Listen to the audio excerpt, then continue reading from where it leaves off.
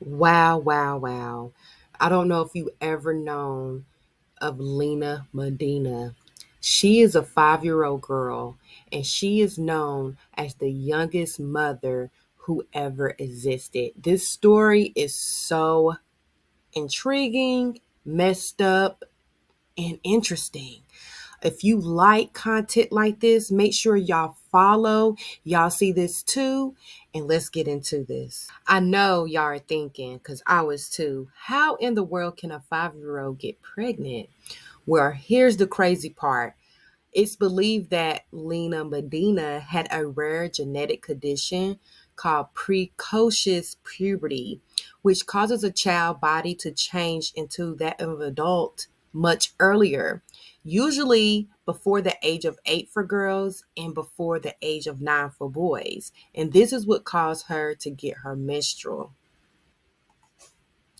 Born on September 23rd, 1933, in one of the poorest villages in Peru, Lena Medina was one of 9 children. And in the spring of 1939, Lena's parents noticed their 5-year-old daughter had an enlarged belly and took her to see a doctor. And to their parents' shock, they discovered that Lena Medina was 7 months pregnant. And on May 14th of 1939, Medina gave birth via C-section to a healthy baby boy. Now, what they noticed with this rare genetic mutation, okay, or disease of precocious puberty, that young girls who are sexually abused go through puberty faster. So they were thinking that she had been sexually abused way before the age of 5.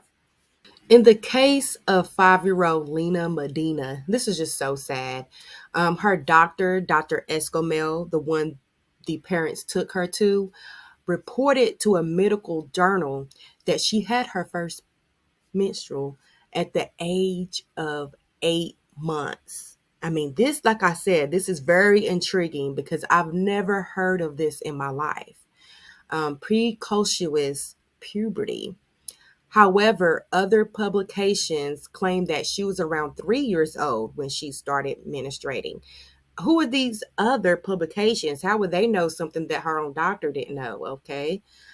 Either way, it's still super early. Okay. Um, the 5-year-old never told authorities who her father was. It's possible that she didn't even know. I mean, when did she get pregnant? Around 4 or 5? She probably don't know. After further examination of Lena, her doctors showed that she had developed wider than normal hips and bone growth. Dr. Escomel said that when she asked her who the father was, she couldn't even give precise responses. However, her father, Tabirilo, who worked as a local silversmith, sorry, was briefly arrested for the suspected R of his child. However, he was released when they could not find any evidence or witnesses to support their claim. He has always denied his daughter. Now, they end up naming the child Gerardo after the doctor who first examined Medina, which I think is very interesting because they didn't give no, they didn't give a damn. um, a specialist in child education at the Columbia University did one and the only interview that I could find 2 years after she gave birth to Gerardo.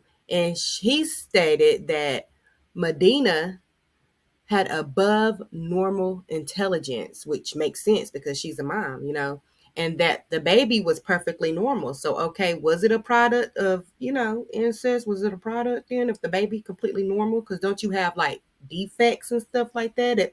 I don't know. Um, but the baby grew up thinking that Medina was his mama and did not find out until he was 10. I mean, Wow, that's a Medea play for you right there. If y'all have never seen Medea, I mean, that is a hoot and holler. But one of her plays, I want to say the same thing happened or something similar happened. But yeah, he didn't find out till he was 10. Now, he grew up perfectly healthy, they say, and he ended up passing away at 40 from bone disease. Interesting. In her young adulthood, she found work as a secretary for the doctor who attended her birth, or the birth, which paid her way through school. At roughly the same time, she managed to put Gerardo through school as well. Lina ended up marrying and having a second son at the age of 30. If alive today, she is in her 80s and lived a quiet life, did not do any other interviews, and really didn't make any public knowledge of the situation or any books or anything like that, which I think her life would have been interesting if she did have a biography. Well, what do you guys think of this story? Have you heard of this story before? Have you heard of this disease before? Please put your comments in the video or in the chat, and make sure you guys follow. And thank you for watching another video. Until next time, stay up.